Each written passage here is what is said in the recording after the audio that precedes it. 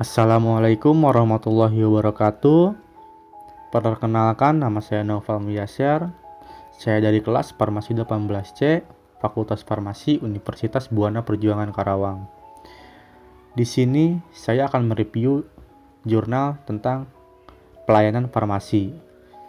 Nah, judul jurnal yang akan saya review yaitu Kepatuhan Pelayanan Farmasi Klinik di Rumah Sakit di RSUP Dr. Wahidin Sudirohusodo, yang ditulis oleh Furqon Jamaluddin, Amir Ibarudi, dan Mutakin. Kemudian ini adalah jurnal yang akan direview. Kemudian masuk ke pendahuluan. Di dalam pendahuluan ini saya bagi beberapa poin. Yang pertama yaitu latar belakang.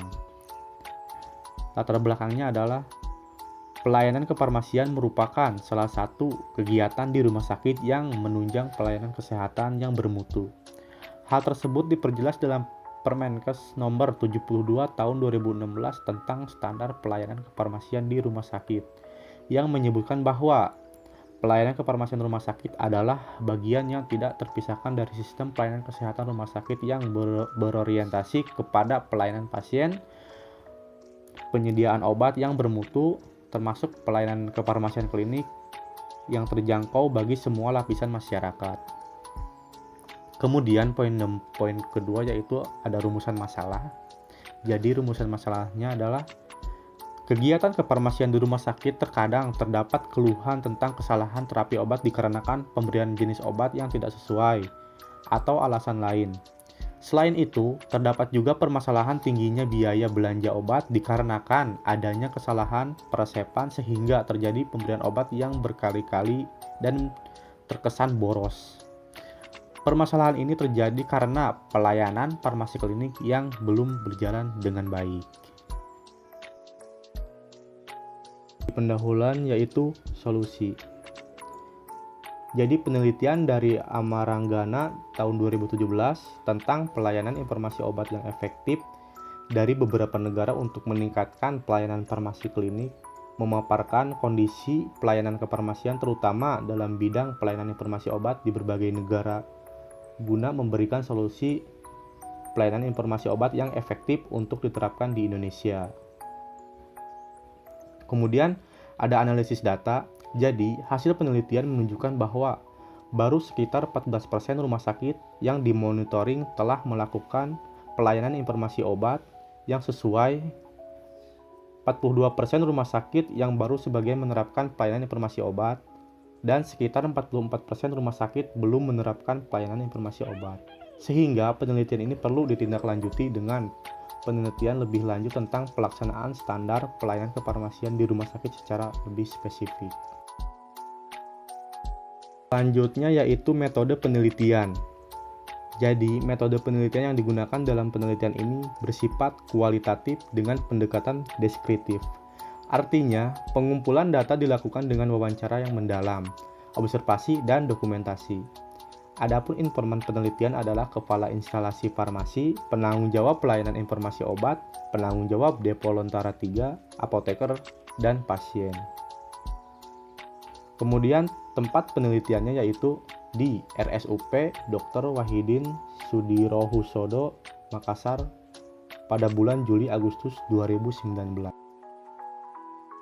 Selanjutnya yaitu hasil penelitian. Jadi, pelayanan farmasi klinik ini terbukti efektif dalam menangani terapi pada pasien.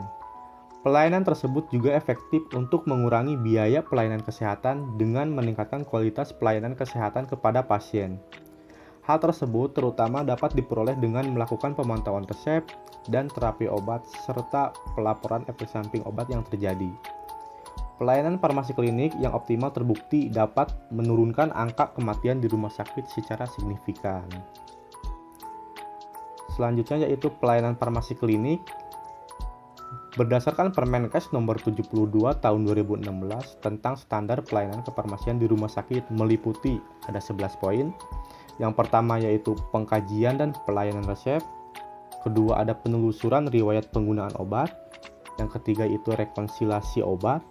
Yang keempat, pelayanan informasi obat. Yang kelima, konseling. Yang keenam, visit. Yang ketujuh, ada pemantauan terapi obat. Yang kedelapan, ada monitoring efek samping obat. Yang kesembilan, yaitu evaluasi penggunaan obat. Yang kesepuluh, yaitu dispensing sediaan steril. Dan yang ke-11, yaitu pemantauan kadar obat dalam darah. Yang pertama yaitu hasil penelitian tentang pengkajian resep. Jadi pengkajian resep ini dilakukan untuk menganalisa adanya masalah terkait obat dalam resep. Pengkajian resep dilakukan dengan melihat secara administrasi, farmaseutika, dan klinis. Kepala instalasi farmasi rumah sakit mengatakan bahwa apoteker di rumah sakit ini selalu melaksanakan pengkajian dan pelayanan resep setiap kali menerima resep dari pasien, baik itu dilaksanakan di depo-depo rumah sakit maupun di satelit jalan. Nah, informan lain juga menambahkan bahwa untuk memastikan kelengkapan resep, ada checklist telaah resep yang dibuat di ujung resep. Disediakan kolom checklist sebelum dan setelah resep dilayani. Hasil penelitian yang kedua yaitu penelusuran riwayat penggunaan obat. Jadi, penelusuran riwayat penggunaan obat ini merupakan proses untuk mendapatkan informasi mengenai seluruh obat atau sediaan farmasi lain yang pernah dan sedang digunakan. Informan dalam wawancara ini mengatakan bahwa apoteker harus menanyakan kepada pasien riwayat penggunaan obat sebelumnya, walaupun riwayat penggunaan obat juga dapat dilihat pada rekam medis pasien. Jadi, itu harus dilakukan pada pasien datang. Selain itu, riwayat alergi pasien juga tetap ditanyakan, walaupun pada saat dokter melakukan asesmen itu sudah terkaji. Tapi dari pihak farmasi juga tetap harus melakukan pertanyaan itu kepada pasien, ujarnya. Tidak hanya riwayat obat, tetapi riwayat alergi dan kepatuhan minum obat juga ditanyakan kepada pasien, seperti pengakuan oleh pasien rawat jalan yang mengatakan bahwa sebelum saya diberikan obat oleh petugasnya, saya selalu ditanyakan tentang obat yang pernah saya minum sebelumnya dan ada alergi atau tidak. Dijelaskan juga cara minum obat dan diingatkan untuk minum obat sesuai aturan yang dia katakan. Hasil penelitian yang ketiga yaitu rekonsiliasi obat. Jadi ini merupakan proses membandingkan instruksi pengobatan dengan obat yang telah didapatkan pasien. Apoteker harus selalu mencatat penggunaan obat seperti nama, indikasi, dosis, frekuensi, dan rute, riwayat alergi, dan efek samping obat pasien. Informan dalam wawancara ini mengatakan bahwa ada formnya dan wajib dilakukan. Di clinical pathway, setiap pasien baru pertama masuk di rumah sakit, lalu pindah ke perawatan, dan juga saat pulang, kita harus lakukan rekonsiliasi untuk mencegah terjadinya duplikasi obat dengan adanya interaksi. Jika terjadi perubahan terapi, apoteker wajib melakukan komunikasi kepada pasien.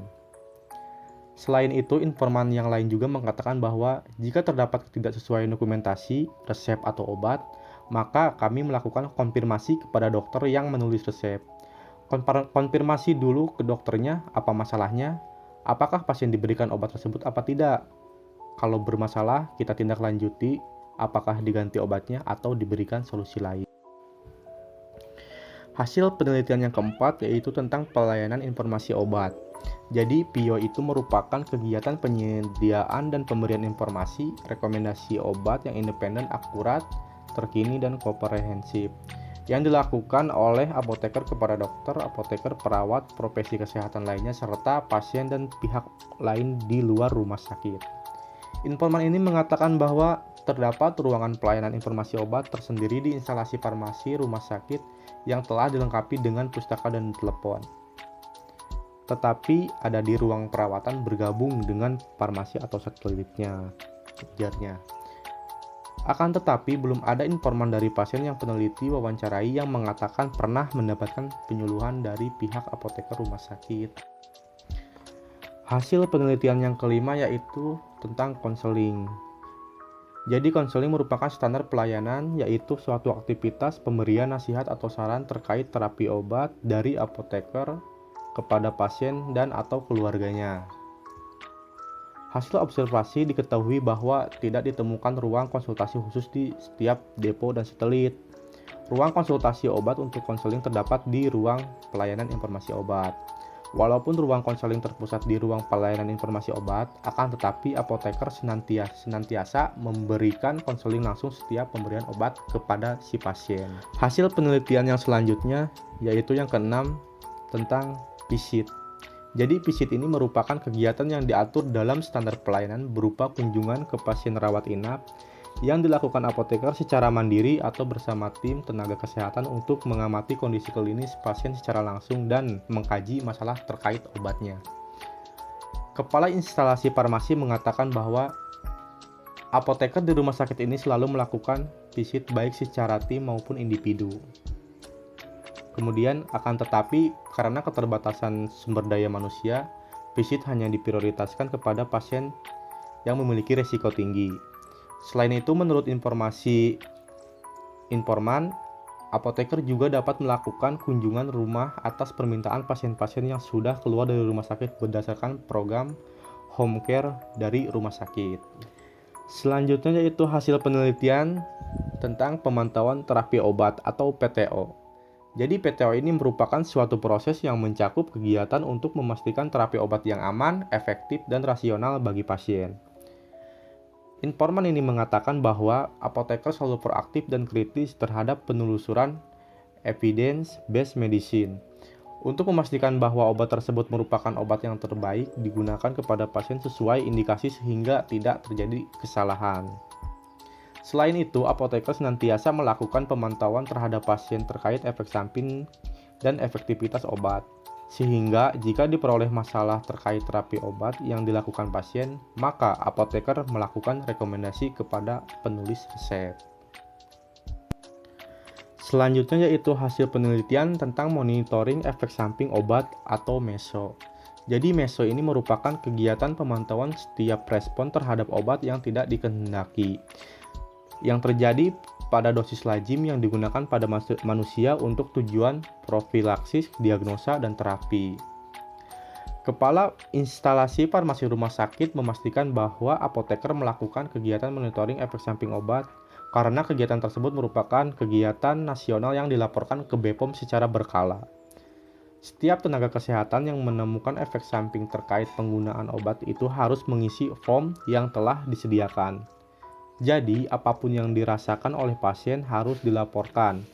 Karena terkadang juga bukan efek samping, melainkan efek alergi. Jadi, setiap gejala yang dirasakan pasien harus dilaporkan dan nanti tim monitoring efek samping obat yang melihat apakah gejala tersebut merupakan alergi atau efek samping, yang nantinya akan dilaporkan ke Badan POM. Hasil penelitian selanjutnya yaitu evaluasi penggunaan obat atau EPO. Jadi EPO adalah layanan berupa program evaluasi penggunaan obat yang terstruktur dan berkesinambungan secara kualitatif dan kuantitatif.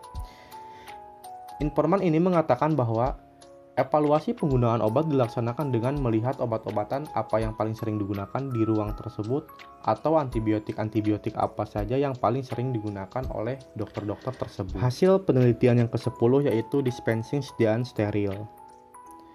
Kepala instalasi farmasi mengatakan bahwa apoteker melakukan dispensing sediaan steril. Semua kemoterapi dan obat steril yang dicampur jadi satu harus menggunakan teknik antiaseptik. Kepala instalasi farmasi juga mengungkapkan bahwa hal ini sudah menjadi tuntutan akreditasi di RSUP Dr. Wahidin Sudirohusodo Makassar. Hasil observasi yang dilakukan ditemukan bahwa rumah sakit telah menyiapkan ruangan khusus yang telah dilengkapi sarana dan prasarana untuk dilakukan pencampuran obat suntik, penyiapan nutrisi parenteral, dan penanganan sediaan sitostatik. Selanjutnya yaitu hasil penelitian yang terakhir, yang ke-11 yaitu layanan pemantauan kadar obat dalam darah atau PKOD. Jadi PKOD ini merupakan interpretasi hasil pemeriksaan kadar obat tertentu atas permintaan dari dokter yang merawat karena indeks terapi yang sempit atau atas usulan dari apoteker kepada dokter. Kepala instalasi farmasi mengatakan bahwa parameter ke-11 ini belum bisa berjalan karena terkendala dengan alat dan biaya operasional yang mahal. Belum adanya sarana dan prasarana yang tersedia menjadi penghalang parameter PKOD ini dapat berjalan di RSUP Dr. Wahidin Sudirohusodo. Poin selanjutnya yaitu pembahasan. Pembahasan ini sudah saya ringkas satu persatu. Yang pertama ada pengkajian resep, bahwa DRSUP Dr. Wahidin Sudirohusodo Makassar telah melaksanakan pengkajian dan pelayanan resep sesuai dengan standar pelayanan farmasi klinik.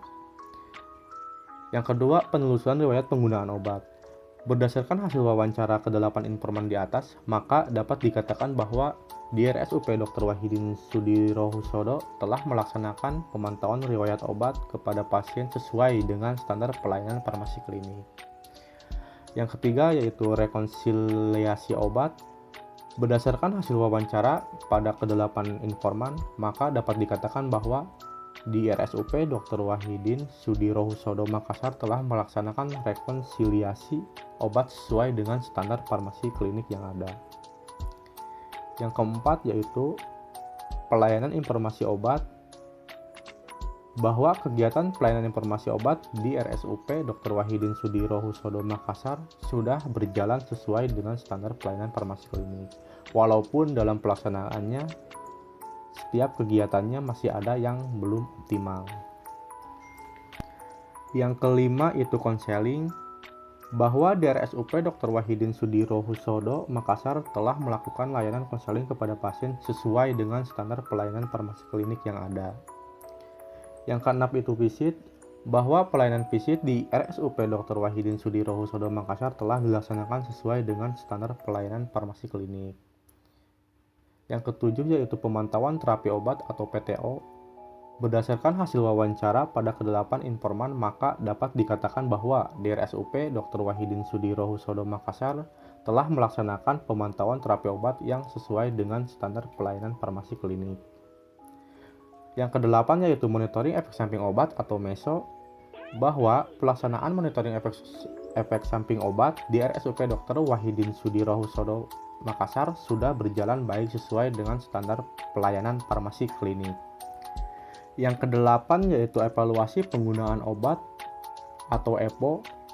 Jadi, kegiatan evaluasi penggunaan obat di RSUP Dr. Wahidin Sudirohusodo Makassar sudah dijalankan sesuai dengan standar pelayanan farmasi klinik. Yang ke-9 yaitu dispensing sediaan steril, bahwa pelaksanaan dispensing sediaan steril berjalan sesuai standar pelayanan farmasi klinik. Dan yang ke-11 dan yang terakhir yaitu pemantauan kadar obat dalam darah atau PKOD, bahwa belum dapat berjalan dengan baik karena adanya keterbatasan sarana dan prasarana. Dapat dikatakan bahwa di RSUP Dr. Wahidin Sudirohusodo Makassar ini belum dapat melaksanakan pemantauan kadar obat dalam darah sesuai dengan standar pelayanan farmasi klinik. Jadi, kesimpulan peneliti di sini adalah kepatuhan RSUP Dr. Wahidin Sudirohusodo Makassar dalam menerapkan standar pelayanan farmasi klinik sesuai dengan peraturan Menteri Kesehatan atau Permenkes nomor 72 tahun 2016 tentang standar pelayanan kefarmasian di rumah sakit sudah dilakukan dengan baik. Dari ke-11 parameter pelayanan farmasi klinik yang ada, di RSUP Dr. Wahidin Sudirohusodo Makassar telah melaksanakan 11 parameter dengan baik walaupun masih ada beberapa parameter yang belum berjalan dengan optimal. Namun terdapat satu parameter pelayanan farmasi klinik yang belum dilaksanakan oleh pihak RSUP Dr. Wahidin Sudirohusodo Makassar, yaitu parameter pemantauan kadar obat dalam darah atau PKOD. Parameter tersebut belum terlaksana dikarenakan terkendala dengan biaya peralatan dan pemeliharaan alat yang cukup mahal.